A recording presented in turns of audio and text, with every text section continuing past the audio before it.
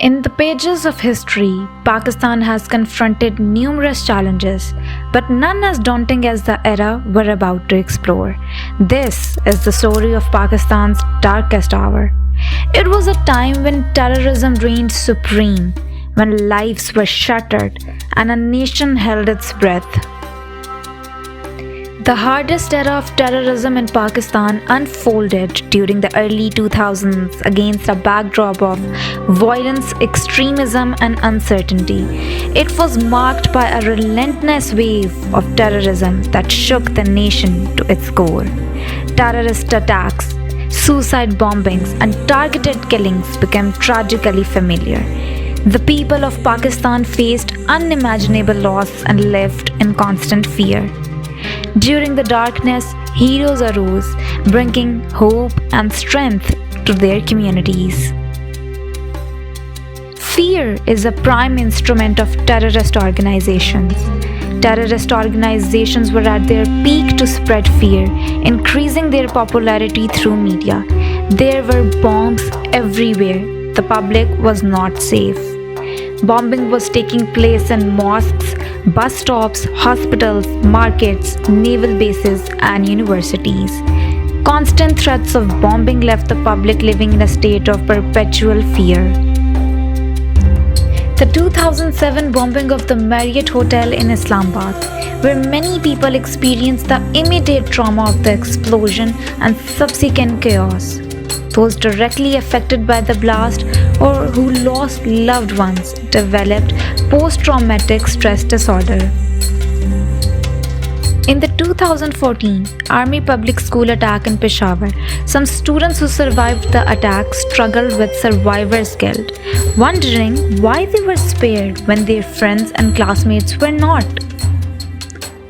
After the multiple attacks in Karachi in 2015, residents of the city may have experienced heightened fear and anxiety, affecting their daily lives and mental well-being. Individuals withdrew from social activities and even avoided gatherings, fearing further attacks. Ongoing violence in the tribal areas of Pakistan due to extremist activities left a collective trauma, affecting the entire region's mental health. People experienced a constant sense of insecurity and fear. I was a student of International Islamic University, and I was in my final year, and the year was 2009. And while we were evacuating, there was another blast in the male campus as well.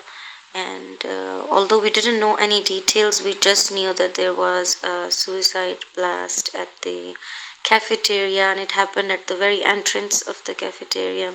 As soon as I reached home, I remembered the face of my mom. The relief on her face that I am alive and I am back home safely was something I will remember forever. Widespread media coverage of terrorist attacks in Pakistan led to vicarious trauma among the population, even if they were not directly involved. News media had the power to shape public perception and influence government policies. After the dark period of terrorist attacks in Pakistan post-2000, the unfiltered media coverage played a crucial role in our society. At first, the sheer brutality sparked widespread resistance, bringing communities together against the violence. However, over time, constant exposure, often uncensored, led to coping mechanisms. People started to compartmentalize, creating mental shields. This prolonged exposure eventually resulted in a desensitized society.